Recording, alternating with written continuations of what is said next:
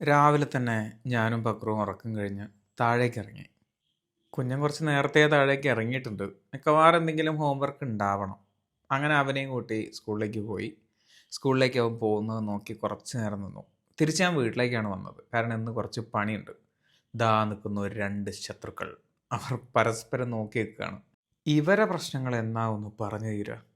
അങ്ങനെ ചെറിയൊരു വെയിൽ കണ്ടുകൊണ്ട് കർണനെ ഒന്ന് ബ്രഷ് ചെയ്യാമെന്ന് വിചാരിച്ചു. ബ്രഷിങ് കഴിഞ്ഞതിൻ്റെ സ്നേഹപ്രകടനമാണ് ഈ കാണുന്നത്. വൈകുന്നേരം ബജറംഗ് ബലിയെ കാണാൻ പോയി. ഞാനും കുഞ്ഞനും ബീവിയും ഉണ്ടായിരുന്നു. ഞാനും കുഞ്ഞനും കുറേ നേരം ബജറംഗ് ബലിയിലിരുന്നു. അതിനൊരു കാരണമുണ്ട്.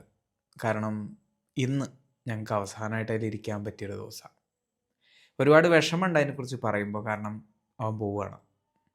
അതിനെക്കുറിച്ച് ഡീറ്റെയിൽ ആയിട്ടൊരു വീഡിയോ ഞാൻ സോളോ സുൽത്താനിൽ അടുത്ത ദിവസം തന്നെ ഇടും.